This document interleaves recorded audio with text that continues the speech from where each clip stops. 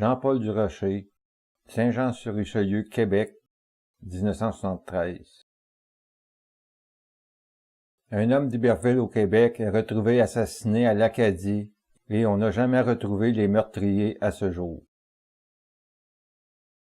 Le 2 décembre 1973, juste avant midi, Ronald Binette, un cultivateur, et son fils découvrent le corps d'un homme en bordure du chemin Grand-Pré à l'Acadie. L'homme est couché face contre terre, recouvert d'un manteau. Ils alertent immédiatement la police. Les premiers policiers arrivés sur le lieu sont ceux de Saint-Luc, suivis de la Sûreté du Québec de Saint-Jean et de l'escouade des crimes contre la personne de la Sûreté du Québec de Montréal.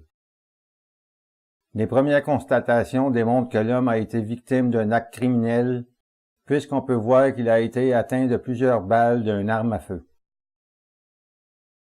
L'homme est rapidement identifié comme étant Jean-Paul Durocher, âgé de 24 ans, originaire de La Salle et qui habite à l'hôtel New Frontenac à Iberville depuis 1 an et demi.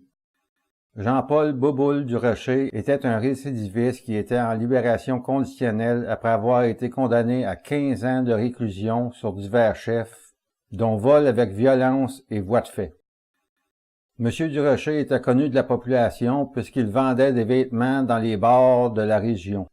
Il s'adonnait aussi à des prêts usuriers dans la région de Saint-Jean. Il prêtait de l'argent à différentes personnes moyennant un certain taux d'intérêt excessif. Le lendemain de la découverte du corps, des recherches ont été effectuées dans le petit chemin adjacent au rang de la coulée des Pères et on y trouve l'auto de M. Durocher, un Météor 1966, abandonné dans un champ à 6 milles du lieu où on a retrouvé le cadavre. Le même jour, un Colt spécial de calibre 38 a été retrouvé à 500 pieds de la voiture dans un boisé. Jean-Paul Durocher a été abattu de 18 balles provenant de la même arme au cours de la nuit du samedi 1er décembre et du dimanche 2 décembre puisque des témoins l'ont vu à l'hôtel New Frontenac le samedi jusqu'à environ 1h30 du matin. Au début de l'enquête, au début décembre, les enquêteurs affirmaient que le meurtre de M. Durocher avait été commis par des individus de la région. Mais dans un article du Canada français du 27 mars 1974, les enquêteurs sont maintenant certains que le meurtre a été commis par la pègre montréalaise.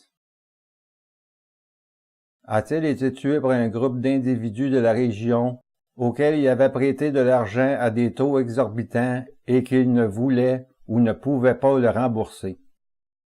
Ou a-t-il été assassiné par la pègre montréalaise pour des raisons inconnues?